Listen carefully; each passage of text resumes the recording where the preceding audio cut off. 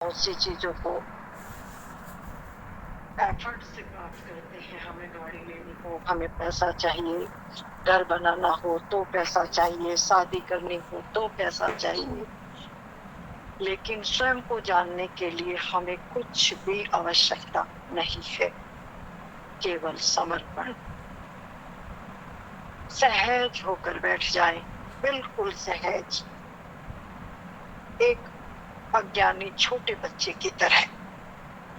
हम कुछ भी पढ़ते हैं, सुनते हैं, हम उससे बंध जाते हैं और हमारे भीतर हजारों प्रश्न उठने लगते हैं। ऐसा करूंगा तो ऐसा होगा, ऐसा करूंगा तो ऐसा होगा। जहां कुछ भी नहीं करना है वो ध्यान है, लेकिन जो वस्तु बहुत कीमती भी है और मुफ्त में है, उस पर जल्दी विश्वास नहीं होता।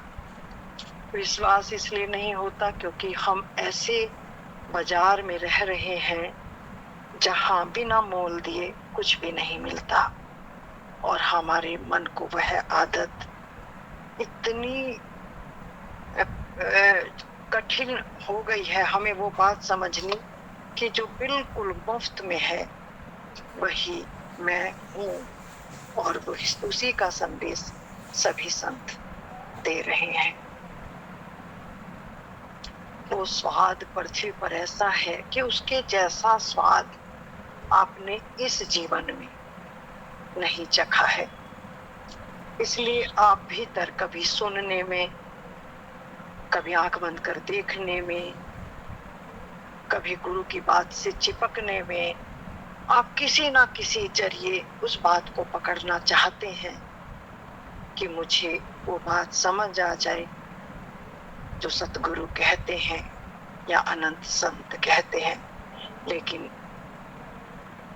बड़े आश्चर्य की बात है, ना वो इन आंखों से देखा जा सकता है, ना इन कानों से सुना जा सकता है, ना इस वाणी से कहा जा सकता है। वो एक ऐसा स्वाद है,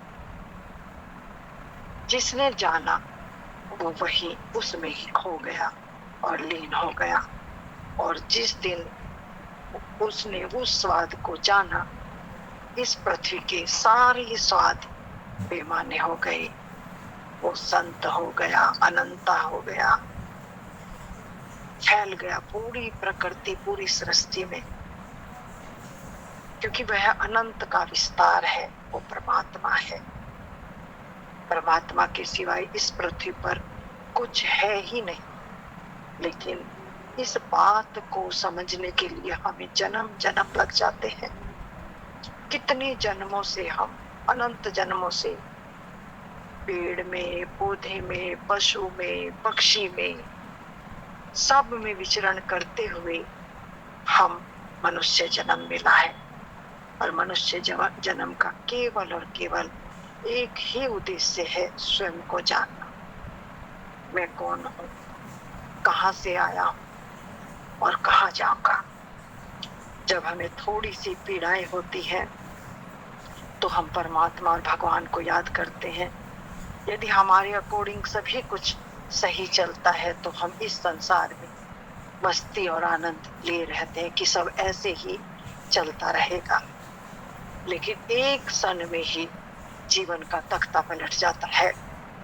जैसे फॉर एग्जाम्पल, अभी प्लेन क्रैश हुआ, त्राही त्राही मच गई। किसी का एक बेटा था, किसी की पत्नी गई, किसी के बच्चे गए। ये क्या है?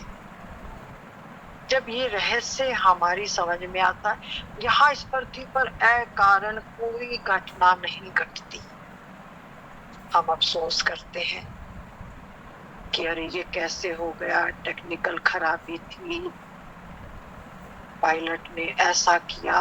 100 सवाल हमारे अंदर गूंजते हैं।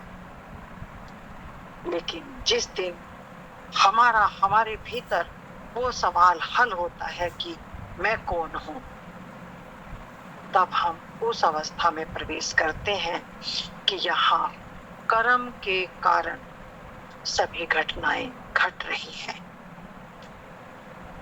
जैसी करनी वैसी भरनी, ये कर्म भूमि है। कुरुक्षेत्र में अर्जुन को कृष्ण यही समझा रहे हैं कि यहाँ कर्म करने से भगवान भी नहीं बचते, स्वस्वरूप में स्थित हुआ संत भी कर्म से नहीं बच सकता, क्योंकि यहाँ का रूल, प्रकृति का कानून ऐसा ही है।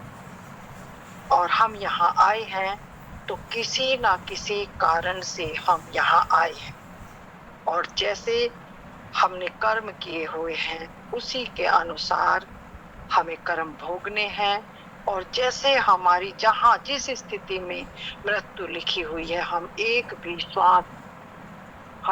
भी श्वास नहीं ले सकते, उसी दिन हमारा राम नाम सत्य हो जाता है। लेकिन मृत्यु किसकी नहीं आती? जो स्वयं को जान लेता है मैं कौन हूँ। फिर उसके जो संचित कर्म है, यानी अनंत जन्मों से जो हमने कर्म किए हुए हैं, वो ऐसे जलकर भस्म हो जाते हैं परमात्मा के प्रकट होते ही भीतर। जैसे एक एक्स्ट्रा कूड़े में आग लगने से पूरा घर का कूड़ा हम बाहर फेंक कर एक माचिस की तीली लगा देते हैं। जब हमारे भीतर वो अमृत परमात्मा रूपी सत्य प्रकट होता है, तो हमारे सारे संचित कर्म जितने आज तक हमारे माध्यम से बने हैं वो सब भस्म हो जाते हैं। और अभी जो हम इस शरीर बंधन में हैं, इतनी जागरूक, इतनी दृष्टि, वो परमात्मा की आंख हमारे भीतर प्रकट हो जाती है, क्योंकि अब हम वो ही करते हैं जो हमसे प्रकृति करवाती है। हम करता नहीं है, हम कर्म बंधन में नहीं है। ऐसा सिद्ध पुरुष की वाणी में एक ताकत है, जो जाग गया, जो जिंदा है। जिंदा का मतलब है जिसने मृत्यु को अपने जीवन से विदा कर दिया। हम सब यहाँ मृत्यु लोक के वासी हैं और सब मृत्यु के ग्रास में है। एक एक श्वास हमारा मृत्यु के ग्रास में जा रहा है। हम सोचते हैं हम जिंदा है, नहीं। इसलिए जागृत और संत पुरुष की महिमा गाई गई है। केवल और केवल इस धरा पर जीवित है तो केवल वो संत और सतगुरु है जिसने मृत्यु के अंधकार को पार कर लिया है, उस अज्ञान को अपने जीवन से खत्म कर दिया है। और वो समता पूरे मनुष्य के अंदर है, सभी मनुष्य के अंदर है। लेकिन हम बातों से, हम मन घड़ंत आचरण करके, जैसे अभी ओशो प्रवचन में कह रहे थे कि कोई आंख बंद कर प्रकाश देखने में लगा हुआ है, कोई शब्द को सुन रहा है, कुछ ना कुछ करने में हम लगे हुए हैं। लेकिन जब तक हमारा करना है तब तक हम उस अवस्था को प्राप्त नहीं कर सकते। खुली नैन से हंस हंस देखो, सुंदर रूप निहारो। जब एक ही है, दूसरा है ही नहीं, तो भला हम में दूसरे का बोध भान कहाँ से होगा? जब तक हमें दूसरा दिख रहा है, हमारे भीतर वो दृष्टि अभी उपलब्ध नहीं हुई है, जो पूरी प्रकृति, पूरी सृष्टि में केवल और केवल परमात्मा का दर्शन करती है। तो ध्यान और प्रेम के अलावा कोई मार्ग नहीं है। प्रेम को पहले समझो। प्रेम किया तिन प्रभु पाया, बिना प्रेम वह हाथ नाया। अब प्रेम कहाँ करोगे, किसको करोगे प्रेम? इसलिए सतगुरु की महिमा है। तुम्हें जहां भी तुम्हारी श्रद्धा हो, जहां तुम्हें पूर्ण सतगुरु का मतलब पूर्ण रहस्य का दाता तुम्हें मिल जाए, वहां बिल्कुल चूक मत करो, बिल्कुल समर्पण कर दो। बिना मोल का सौदा है, लेकिन हम उसमें भी गणित लगाते हैं। घटना तो आपके भीतर घटनी है, लेकिन हमें विश्वास नहीं होता हम भाग भाग जाते हैं। हम थोड़ा सा कुछ भी हमें अनुभव होता है तो हम समझते हैं कि अभी हमने बहुत कुछ पा लिया है। अगर इतना आसान होता और इतनी जल्दी हो जाता तो ओशो को इतनी टेक्निक की जरूरत ना होती। 126 विधियां ध्यान की बताई और 28,000 घंटे वो कंटिन्यूटी में उन्होंने प्रवचन दिए। तो उनके बोलने से हो जाता और तुम्हारी सुनने से हो जाता। लेकिन वो बोले भी और तुमने सुना भी, लेकिन फिर भी लोग खाली रह गए, क्योंकि जो असली बात थी उसको चूक गए। कौन सी बात? ध्यान और प्रेम। ध्यान अपने भीतर और प्रेम बाहर, सतगुरु से। जब तक इस युक्ति से नहीं चलेंगे बात नहीं बनेगी। क्योंकि एक बाजार तो ये हमारी खुली आंखों से जो बाहर सजा हुआ है, इसके प्रभाव में हम आते हैं। दूसरा बाजार हमारे अंदर है, जो हम आंख बंद करके अपने मन माने ढंग से साधन अभ्यास करते हैं, उसे देखते हैं। जब तक ये दोनों संसार बाजार हमारे भीतर से खाली नहीं होंगे, तब तक हमें भीतर मार्ग नहीं मिल सकता है। इसलिए सतगुरु शरण कहो मेरे प्यारे। सतगुरु की शरण, वो सतगुरु तुम्हारे भीतर तुम्हें तुम्हारा मार्ग देकर तुम्हें तुम्हारी मंजिल का रास्ता दिखा देता है। आपो दीपो भवो, आपो तुम्हारा दीपक अंदर चलेगा। लोगों ने शब्दों को पकड़ लिया, लोगों ने बातों को पकड़ लिया। अब मुझे बताओ कि अगर बातों से तुम्हें शांति मिली है, तो कौन सा ऐसा साधक है जो आनंदित है, जो प्रेम पूर्ण है, जिसके जीवन से मृत्यु का अंधकार गिरा हुआ है, जिसके जीवन से भय समाप्त हो गया, जिसके जीवन से मैं और मेरे का भाव समाप्त हो गया। क्या वो एक दृष्टि जहां अपने पराये का भेद नहीं है, क्या वो दृष्टि पाई है? क्योंकि वो इतना ऑटोमेटिक है। जैसे ही हम इस आंख से इस संसार को देखते हैं, अब हमें परमात्मा का दर्शन बहुत दुर्लभ है, बहुत दुर्लभ। ऐसा संत पुरुष जो इस संसार की आंख को बंद करते हुए उस एक तत्व में समाहित हो गया, पूरी प्रकृति, पूरी सृष्टि, पूरा ब्रह्मांड परमात्मा में हो गया, अब उसको संसार नहीं दिखता है। जैसे आपको परमात्मा नहीं दिखता है, एक संत पुरुष को सब में वही रूप, एक रूप नजर आता है। चाहे आंख अब खुली हो, चाहे आंख अब बंद हो, कोई फर्क नहीं पड़ता। तभी तो कहा ना कि अब आंख बंद करने की जरूरत नहीं है, क्योंकि जिस उद्देश्य के लिए मैंने आंख बंद की थी, अब जन्म जन्म से जो मेरी चेतना सोई हुई थी, वो आंख खुल गई है।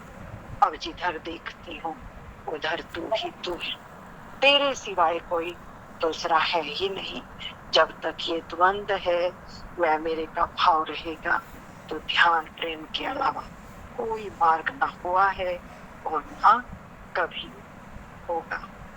तो अपने भीतर प्रवेश करें और उस दिव्य दृष्टि को प्राप्त करें जहाँ सब एक है, कोई भिन्नता नहीं है।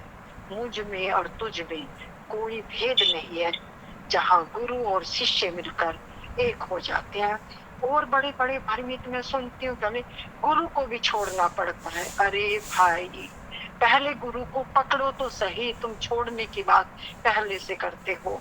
गुरु को ना छोड़ना है, ना गुरु को पकड़ना है, गुरु में मिल जाना है। जैसे बूंद सागर में मिली और सागर हो गई। गुरु कोई वस्तु है जो तुम छोड़ते हो, जो तुम पकड़ते हो, तो यहाँ शब्दों का बहुत भारी जाल है। इस भरम जाल से निकलें और अपने भीतर सहजता में प्रवेश करें, जहाँ केवल और केवल मौन है। मौन से निशब्द की ओर, जहाँ शब्द है लेकिन शब्द संसार के नहीं है, उस आधार परम तत्व परमात्मा की है, जहाँ मैं और मेरा नहीं है। फिर भीतर से वही बोलता है, वही सुनता है, वही कहता है। इन्हीं शब्दों के साथ मैं अपनी वाणी को विराम दूंगी। हमारे बीच नरेश जी हैं। स्वामी जी को मेरा बहुत कोटि कोटि प्रणाम। और स्वामी जी से हम भजन सुनते हैं। वो एक भजन के माध्यम से स्वामी जी आपको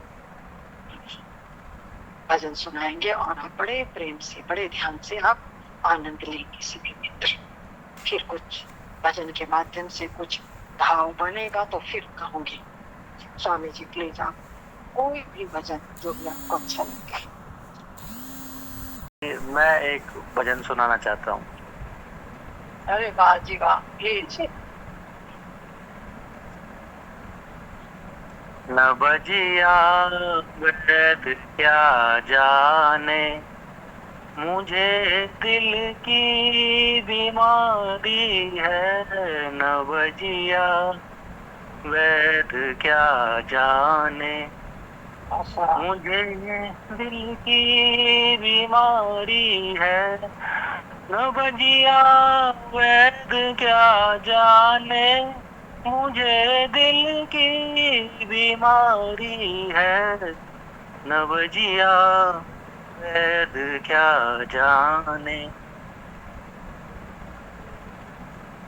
कभी कफ रोग बतलाता, कभी तासीर गर्मी की। कभी कफ रोग बतलाता, कभी तासीर गर्मी की। जिगर का हाल तू मेरा, जिगर का हाल तू मेरा।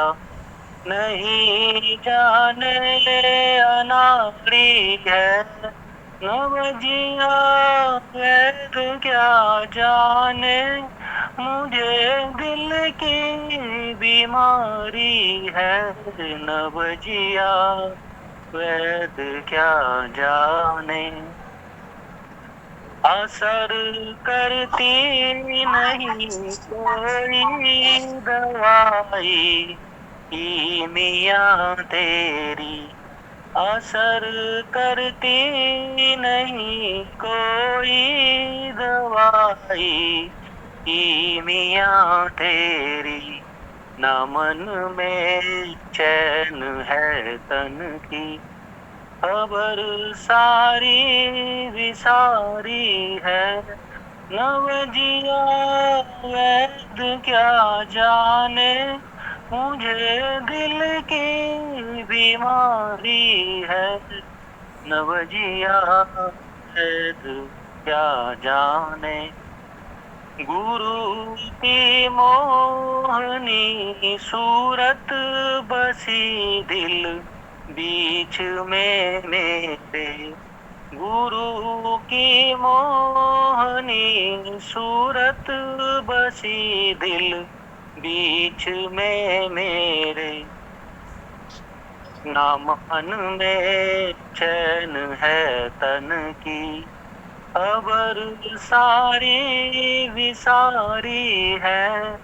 न बजिया वैद क्या जाने, मुझे दिल की बीमारी है।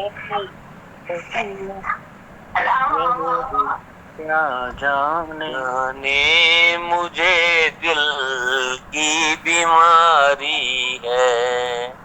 न बजिया वेद क्या जाने, मुझे दिल की बीमारी है। बहुत सुंदर, बहुत सुंदर, बहुत प्यारी आवाज और बहुत हृदय से गाया। और किसी का भाव हो तो और कंटिन्यू करें। हाँ माँ कंटिन्यू करें अब। हाँ हाँ बिल्कुल, किसी और का भाव हो तो गाएं। वेद क्या जाने, मुझे दिल की बीमारी है। न बजिया वेद क्या जाने मुझे दिल की बीमारी है। हरिओम। बहुत सुंदर, बहुत अच्छे।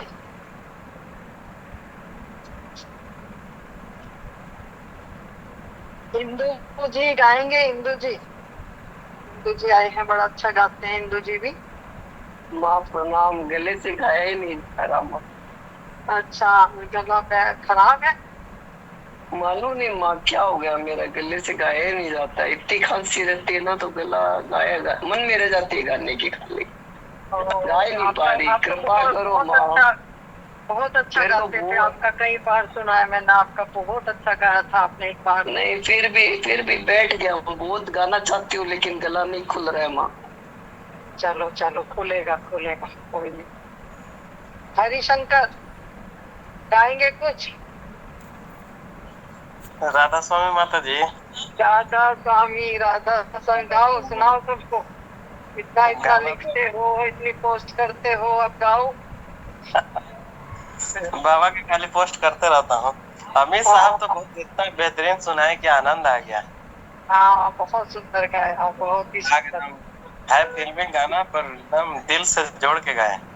बहुत दिल से, हृदय से, सब में भाव तो एक ही है, जहाँ भाव के साथ हमारे अर्थ बदल जाते हैं ना। हाँ माता जी। भाव के। तो लोकेश आप गाएंगे कुछ? आपका सत्संग बहुत बेहतरीन होता है माता जी। मेरा कुछ नहीं, जो कुछ है सो खोल दिया बिल्कुल। जो आज के वक्त की डिमांड है ना, जो आज देखो कितना समय नहीं है लोगों के पास कि उलझा के रखा जाए। बिल्कुल माता जी। बिल्कुल रास्ता मैंने एकदम जीटी रोड क्लियर कर दिया, बिल्कुल फकीर की तरह। फकीर से भी आगे का बोल दिया। फकीर कहा करते थे कि मैं बहुत ऊंचे से बोल रहा हूँ, तुम मेरी बात को नहीं समझ सकते, लेकिन मैं कहती हूँ जो इस प्लेटफार्म पे वो सब समझ रहे हैं मेरी बात को। बिल्कुल बिल्कुल माता जी, आज हम खोल दिए पूरा राज। हाँ, पूरा रहस्य खोल दिया।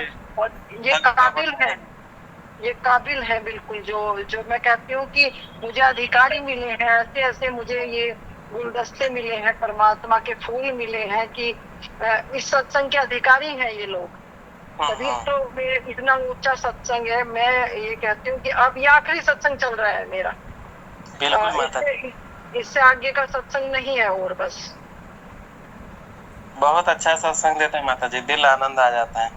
हाँ, ये अंतिम है। माँ दो लाइन याद आ रही है, दो लाइन सुना रही हूँ आपको, सुनिए। हाँ, इंदु जी तुमने खूब रचा भगवान, इसमें नारायण बोले, तुम खूब रचा भगवान, इसमें नारायण बोले, नारायण बोले, नारायण बोले, तुम खूब रचा भगवान, इसमें नारायण बोले। आपने यही तो बोल रहे थे कि अंदर हिंदू नहीं बोल रही है, इसमें नारायण ही बोल रहा है, वही बोल रहा है, वही सब जगह, वही सबकी आंखों में माँ। अब समझ में आ गया, इसमें हिंदू नहीं है, इसमें वही है बस माँ। वही सबकी आंखों में झांक रहा है, वही अंदर बैठा है। अब तो वहां रोना आता है, क्यों बाहर भटकूं, अंदर ही उसी से प्यार करूं बस। सबकी आंखों में वही है, सबकी आंखों में वही झांक रहा है। बहुत सुंदर इंदु जी मेरी, बहुत। और आप बहुत प्यारे हैं। देखो इंदु जी का हमेशा ये जहाँ सत्संग होता है वो सबसे पहले जुड़ते हैं, और जब से मेरा सत्संग शुरू हुआ है वो कंटिन्यूटी में बने हुए हैं। कोई तो कभी आता है कभी नहीं आता, लेकिन इंदु जी का मैं देख रही हूँ कि उनको सत्संग की इतनी ललक है कि वो जुड़ते ही जुड़ते हैं। तो मेरी बहुत शुभकामनाएं इंदु जी, बहुत बहुत प्यारे हैं आप। एक हमारे आशीष साहब है माता जी, हिमालय से हैं, उनको थोड़ा कैच कर लीजिए थोड़ा। अच्छा, कौन है? आशीष हमारे मित्र हैं हिमालय से। अच्छा, नहीं, आशीष तो अच्छे हैं, बहुत अच्छी स्थिति है। कैच करने से अच्छा रहेगा। हाँ, आशीष आज नहीं जुड़े क्या? आशीष जुड़ते हैं हमेशा, आज नहीं जुड़े हैं। अच्छा, जुड़े हैं, कैच कर लेना बिल्कुल। हाँ, वो तो खुद ही समझदार है बहुत। समझदार है पर मौन रहते हैं माता जी। नहीं, बोलते हैं कभी कभी, बोलते हैं। वो अपनी कैच नहीं ज्यादा कर रहे हैं। हाँ, बिल्कुल बिल्कुल। नरेश स्वामी जी, आप मेरी आवाज सुन रहे हैं? स्वामी जी, नरेश स्वामी जी। जी माँ सुन रहा हूँ। क्षमा चाहूंगा, बीच में क्या था कि मेरा वो हाँ। चालू किया ना तो माइक ऑफ करना भूल गया था। मैं उसके लिए आज क्षमा चाहूंगा, बहुत गलती हो नहीं गई। नहीं, कोई नहीं कोई नहीं, वो राखी ने बोल दिया था, वो तो कोई बड़ी बात नहीं, गलती से हो सकता है। आप अपना भजन बस सुना के सबको तृप्त कर दें। आपकी गलती की यही सजा है आज। आप भजन सुनाए बढ़िया सा, और भजन सबको सुनाओ, आप श्लोक सुनाओ। जो भी आपके भाव बन रहे हो, जो भी आपके अंदर से उठ रहा हो प्रेम से ना, तो सब लीन हो जाए। हाँ, मुझे आज बहुत गिल्टी फीलिंग हुआ क्योंकि मैंने हाँ। चालू किया, इधर किसी की बड़बड़ चालू थी और मैं हाँ, वो माइक की बंद करना असल भूल में गया। वो एक धार बनी रहती है ना नरेश जी, जी तो जी वो जी, बहुत मैं समझ सकता हाँ, हूँ। वो जैसे चैन की कड़ी से कड़ी और कोई कड़ी बीच में से टूट जाए हाँ, तो हाँ। वो फ्लो में फर्क पड़ता है, एकाग्रता में। तो कोई इसमें क्या है, माइक ऑफ है क्या ऑन है समझ में नहीं आता, और गूगल हाँ मीट पे हाँ समझ आता है, इसमें थोड़ा सा गलती हो हाँ जाती है। हाँ, कोई तो नहीं क्षमा कोई नहीं, चाहूंगा बस सबसे मैं। जो हुआ सीखा और आगे बढ़ गई। पिछली को बात को बिल्कुल दोहराना नहीं है, बस हमने सीख लिया और आगे बढ़े। ठीक है। मैं भजन सुनाता हूँ एक, हाँ हाँ, भजन बिल्कुल सुनाता हूँ। बिल्कुल।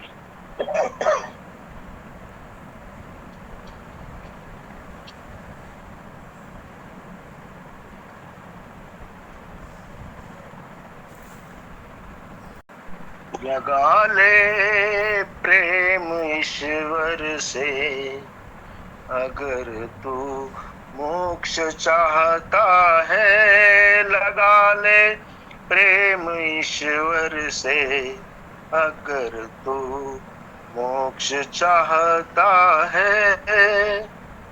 रचा उसने जगत सारा, करे वो पालना सबकी, करे वो पालना सबकी।